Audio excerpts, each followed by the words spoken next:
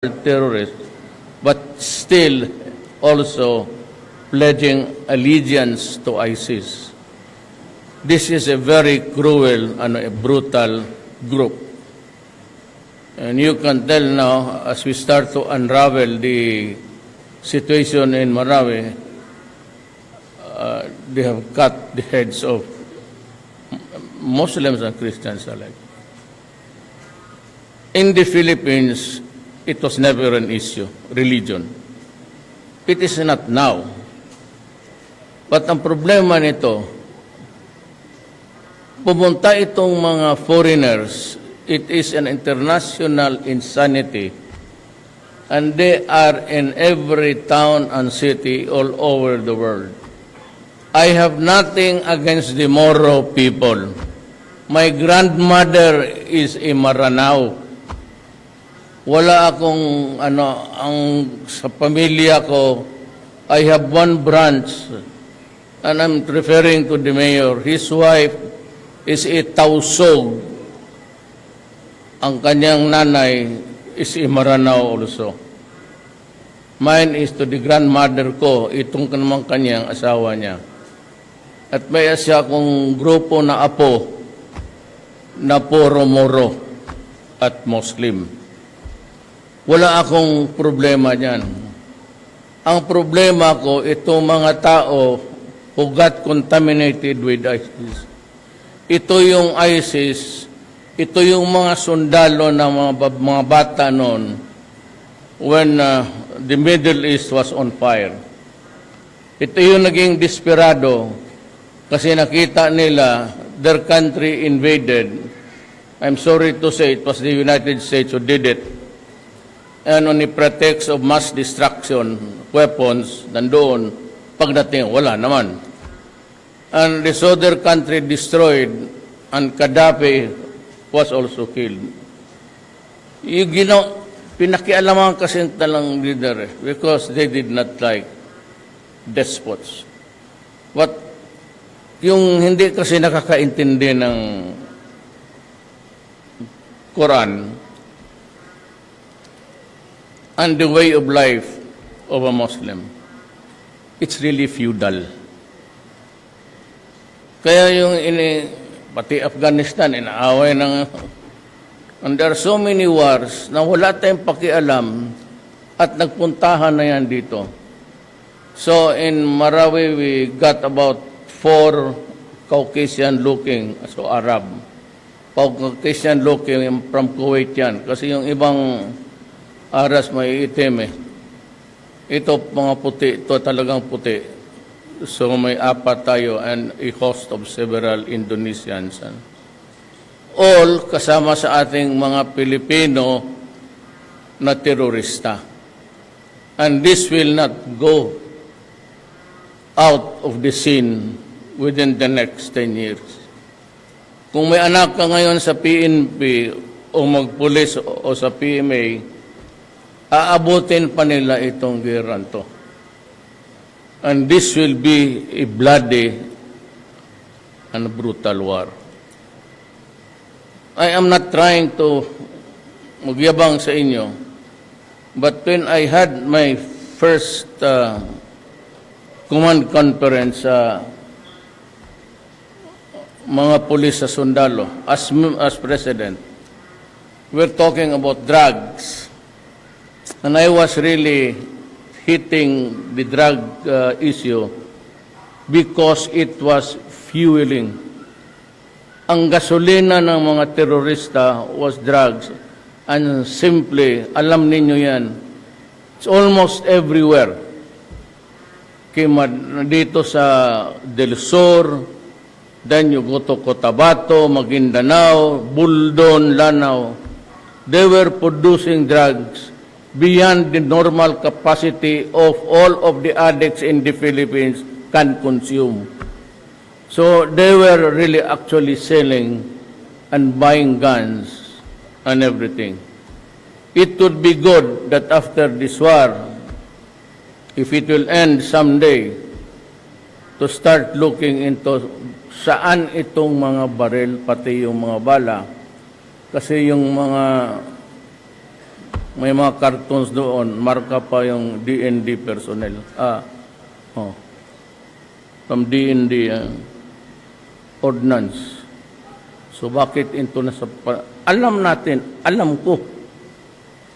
Before I left for Russia, I was already told that there was already massing of per intelligence report. But hindi ko akalain na ganon karami ang bala saan nila nakuha. At bakit sila nakapagtago that until now, ang karamihan ng tama ng sundalo ko, pati polis ko sa Lanao, inaako ko kayo kasi ako yung commander-in-chief. At doble, triple yung sakit ng puso ko everyday, magbasa ako sa briefer. Masakit sa akin makikita na tayo namatayan ng 5 pulis, 4, Why? Ako yung nag-declare ng martial law. Ako yung nagsabi sa inyo, pumunta kayo doon, makipagpatayan. So every soldier or every policeman na namamatay doon, mas araw-araw na nabibigatan ako.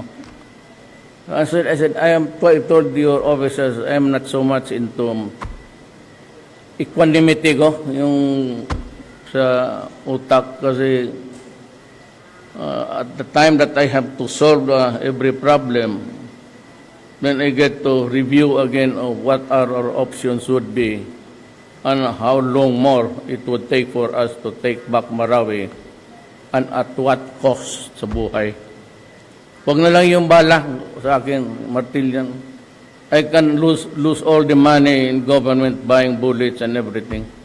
Ang buhay ang problema dyan. So that's why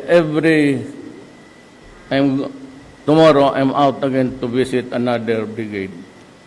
Now, with the outbreak of this conflict, ang sabi ng PSG ko is not to mention to anybody, especially in public, where I would go tomorrow to visit the camps.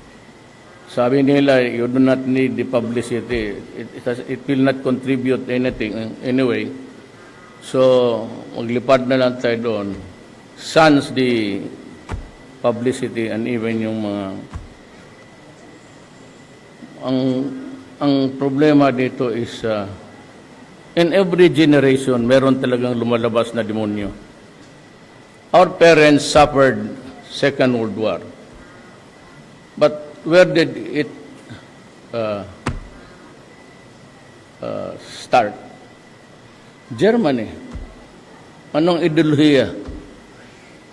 Nazi. Adolf Hitler was able to convince so many countries to side with him, and we knew that he was killing the Jews by the million, and yet he was treated as a hero for about 3 to 4 years before he went down. Meron talaga eh. Ngayon itong ISIS, wala itong, I do not believe that they are into Islam. Islam does not direct anybody to kill a human being for no reason at all. Christians, ganun rin. Wala naman binigay sa atin na even in school, magpatay ka na isang inosenteng tao. Yan ang problema, pero ito, pantay kayo. Kaya sabi ko, nagbibigay ako ng armas kasi ang army, walang sidearms. Ang problema sa army, they have to go home once, twice a year. Magbabiyahe yan, walang armas. So, totally naked in terms of preserving himself. Kaya I decided to buy yung ganun. At lahat ng awardees, meron kayo. Total kayong mga polis, kompleto naman. You have the Globe. Gusto nila talaga nung pinapili ko, pati yung tinanong ko yung security ko, taga PSG, ang gusto talaga yung 45. Glock sana, i-reorder ko yung Glock, yung na-issue sa inyo.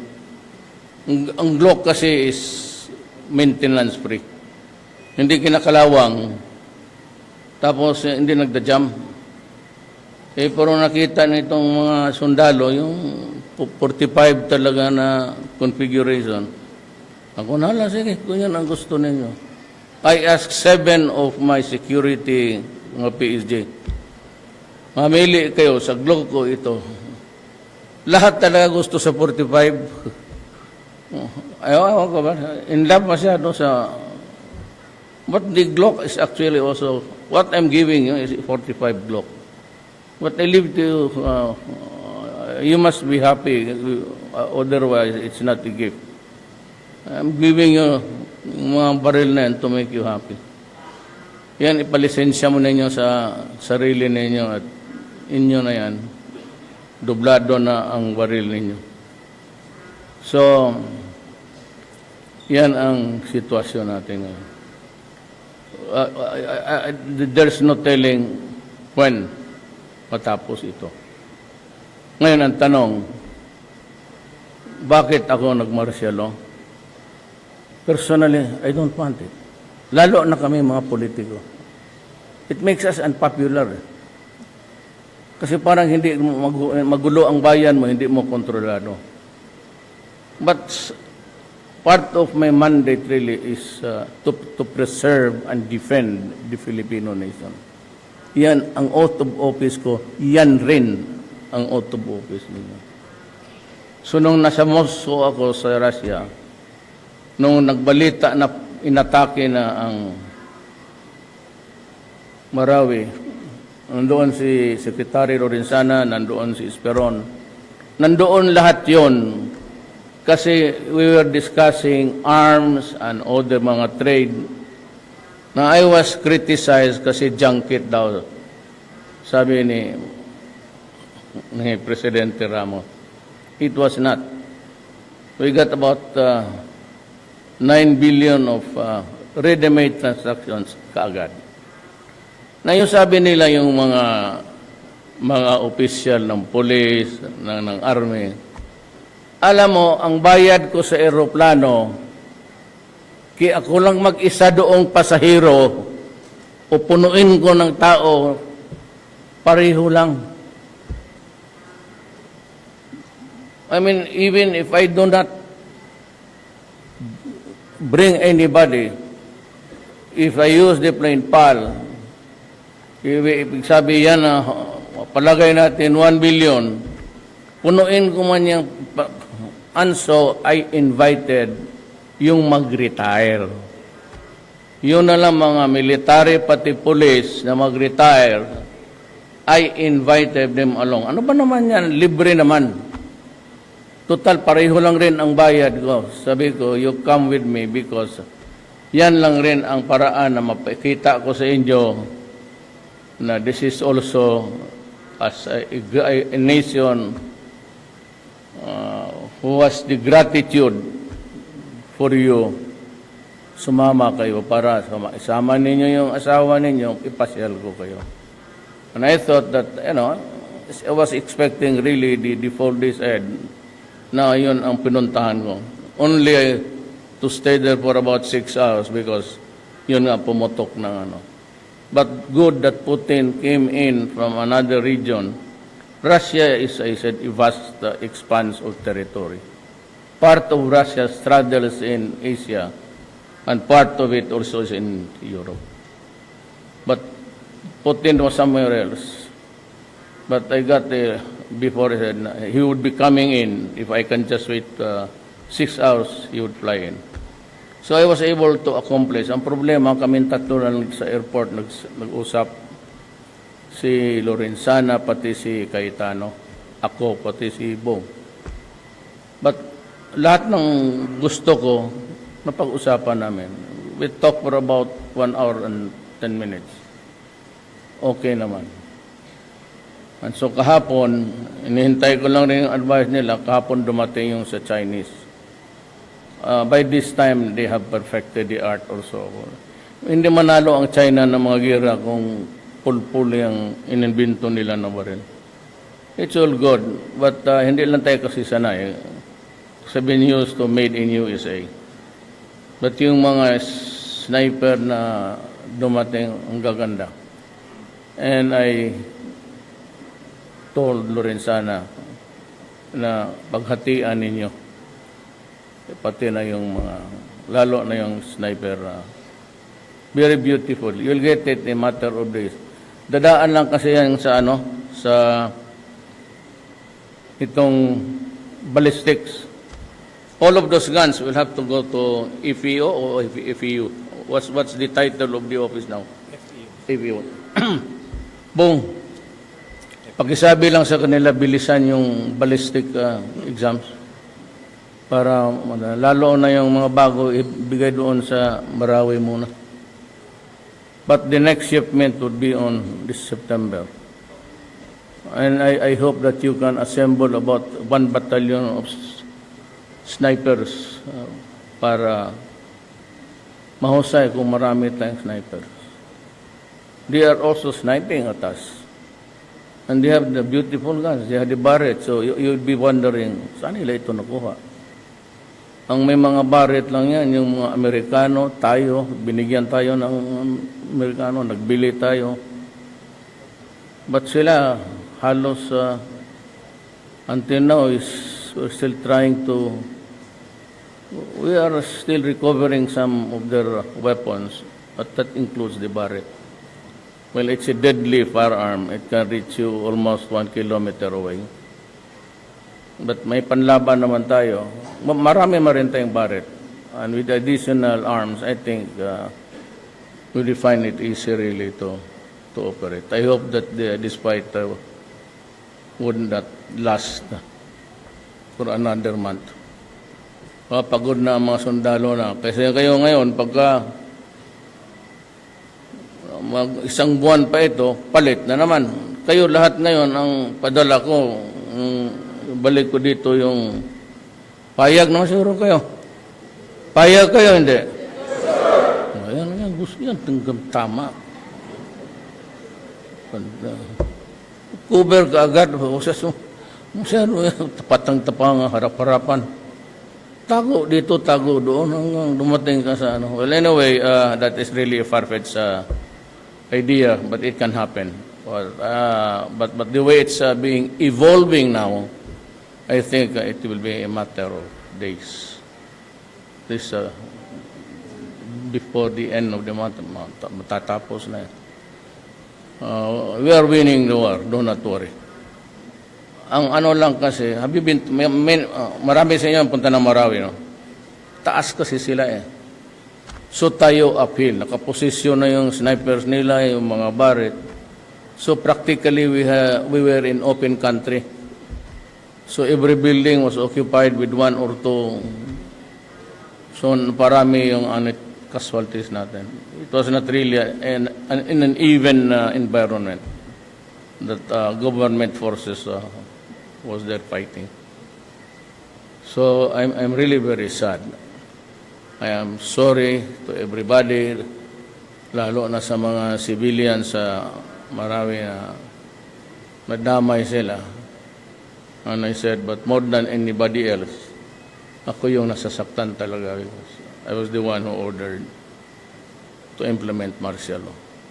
If hindi ko naman gawin, I would be guilty of a violation of the Constitution. May mandate ako na pagka ganun, it's a crisis, it's getting out of proportions already. The recourse of martial law is there. So ako ang may ipit. Ayaw ko, pero the chances, lahat na. So, wala naman ako masabi, ayaw ko basahin to. Wala naman kasing...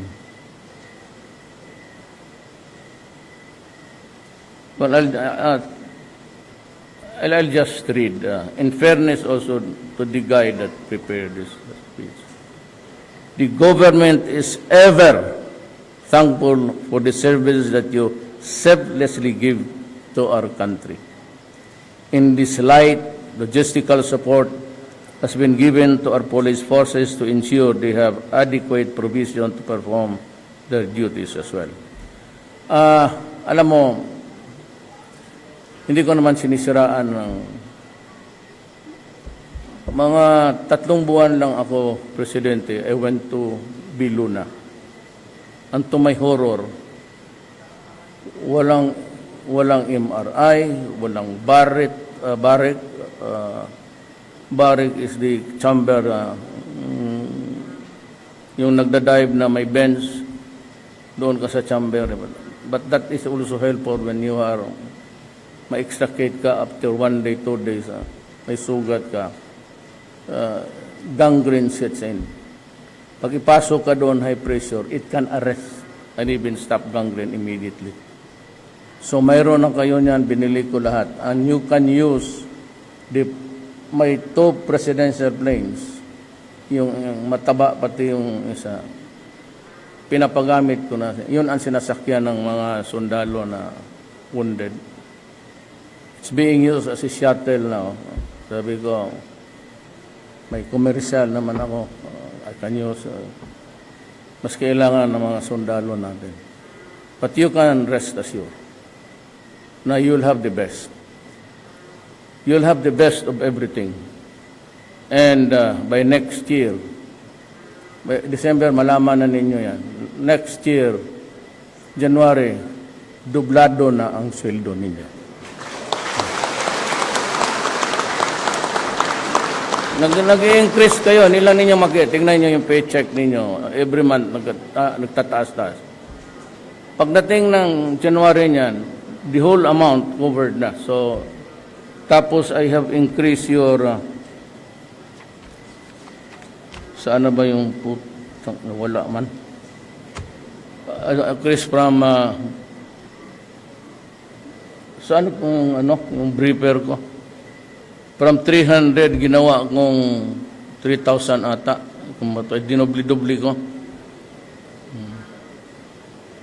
Tsaka lahat na. And ako, mayroon na sana akong, I promise you that I will leave you before my term ends, a trust fund of 50 billion. Para kunan yun. Hindi yung sa namatay ko yun. Patay ka buhay yung para lang sa edukasyon sa mga bata. Just to make sure, kung kulangin yung inyong yung mga benefits niyo after you retire, you can apply dito sa mga kulang. Alam mo, I do not want to mention it, but you retire at the age of 56 is really very early. By that time, ang anak ninyo nandiyan lang sa college pa. Now, if you have about 4, patay. Kaya medyo limitahan ninyo, 2, 3, okay na yan. Tsaka kung kasi, kung sa college, baski na libre, mga libro, uniforme. So, dito nyo kunin, 50 billion sa interest lang, hindi ninyo na. Kaya na. Kaya sa numero ninyo ngayon, you can have an entity where you can borrow and sa hospital ninyo, lahat sa hulo, bago lahat ang pati, I think they already have an MRI. It was donated by Ramon Ang. Dito naman sa Cagayan, I gave them 30 plus 17 para equipments. Dito, I will also make a hospital here. Same equipments para hindi na kayo But dito, wala kayong problema. If you suffer a wound, sagot ng gobyerno. You have a warder for, paggawa ko ng isang ward for military and police lang. So, puro na kayo may mga armas, lahat.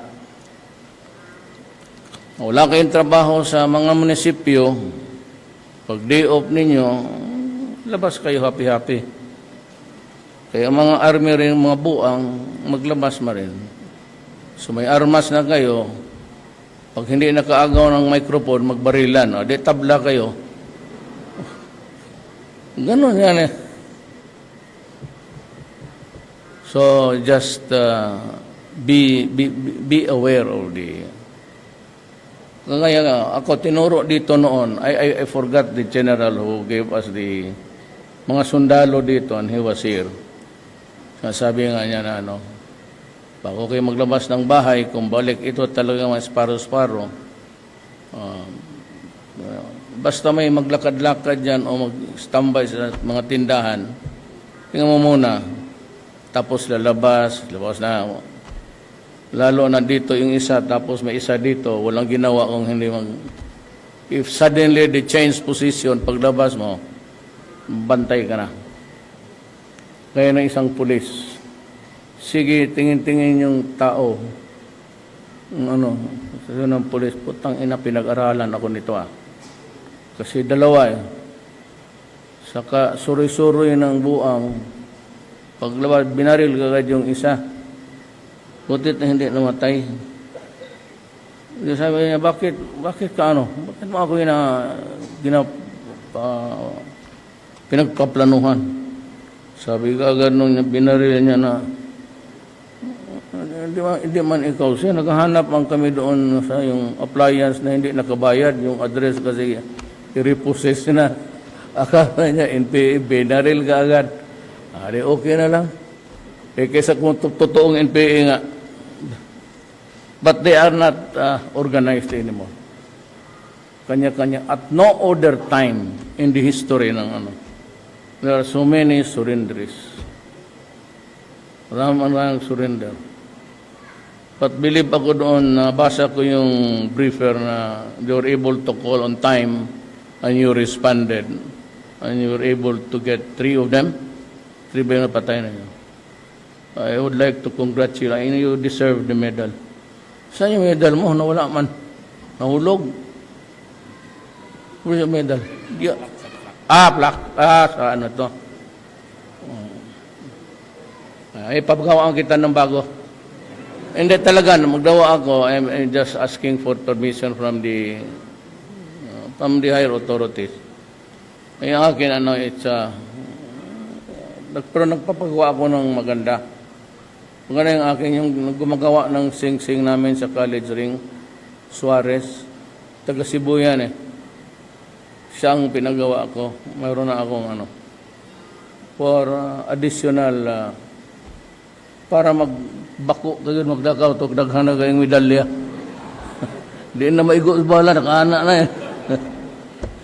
Today I'm going to take just to show my gratitude to you for what you are doing to the country. Anyway, lahat naman kayo.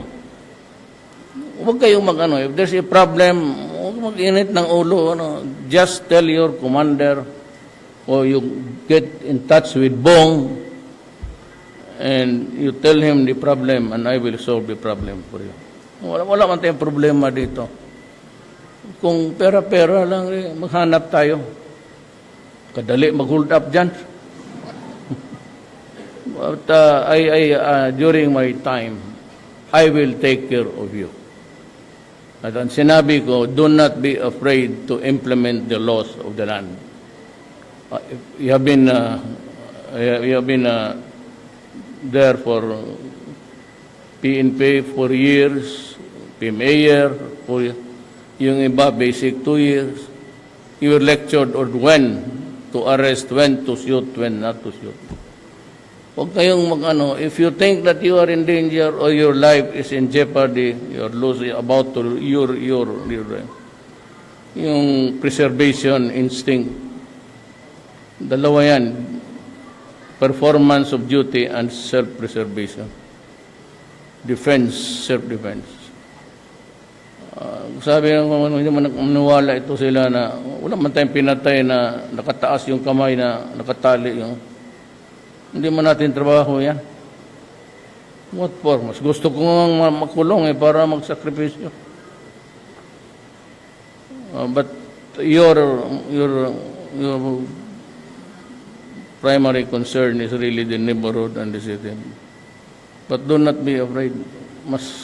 May training tayo sa kanila at mas mautak kayo. Hindi tayo manalo tayo niyan. A few more days and we will prevail in Marawi. Do not worry. But I give you the assurance that you will be protected and I will be there to help you. At least during my time, wala kayong masabi sa akin. Ha? Maraming salamat po. Thank you, Mr. President. The President is requested for a photo opportunity with the men and women of Police Regional Office 11 in 6 batches.